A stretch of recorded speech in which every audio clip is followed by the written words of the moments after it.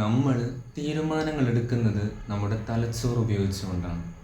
എന്നാൽ സ്വന്തമായിട്ട് തീരുമാനങ്ങൾ എടുക്കാൻ കഴിയുന്ന മറ്റൊരു തലച്ചോറ് കൂടി നമ്മുടെ ശരീരത്തിൽ പ്രവർത്തിക്കുന്നുണ്ട്.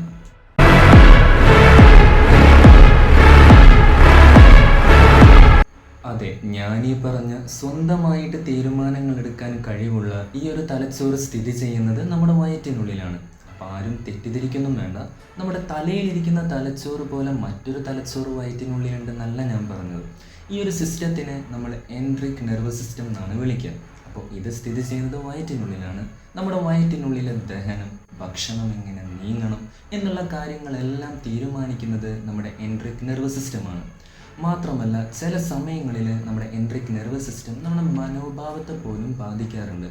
ഇപ്പോൾ പറയുകയാണെന്നുണ്ടെങ്കിൽ നമുക്ക് പേടി തോന്നുന്ന സമയത്ത്, ആശങ്ക തോന്നുന്ന സമയത്ത്, അതുപോലെ തന്നെ സന്തോഷം വരുമ്പോഴൊക്കെ ചിലർക്കെങ്കിലും അത് വയറ്റിൽ അനുഭവപ്പെടുന്നത് പോലെ തോന്നിയിട്ടുണ്ടാവും. അപ്പോൾ ഇതിന് കാരണം എൻട്രിക് നെർവസ് സിസ്റ്റമാണ്. അപ്പോൾ ഞാൻ പറഞ്ഞു വരുന്നത്, എൻട്രിക് നെർവസ് സിസ്റ്റത്തിന് സ്വന്തമായിട്ട് തലച്ചോറിനോട് ചോദിക്കാതെ തന്നെ തീരുമാനങ്ങൾ എടുക്കുവാനുള്ളൊരു കഴിവുണ്ട്.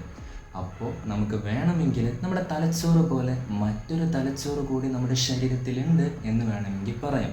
അപ്പോൾ നമ്മുടെ തലച്ചോറിനോട് ചോദിക്കാതെ തന്നെ പ്രവർത്തിക്കുന്ന മറ്റൊരു തലച്ചോറെന്ന് ഞാൻ പറഞ്ഞ എൻട്രിക് നെർവസ് സിസ്റ്റം നമ്മുടെ ശരീരത്തിലെ അത്ഭുതങ്ങളിൽ ഒന്ന് തന്നെയാണ്.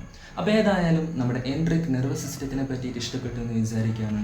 അപ്പോൾ ഏതായാലും 7 Days of Human Wondersൻ്റെ അടുത്ത എപ്പിസോഡുമായിട്ട് എത്രയും പെട്ടെന്ന് തന്നെ വീണ്ടും കാണാം. അപ്പോൾ അതുവരേക്കും ബൈ ബൈ ഗൈസ്.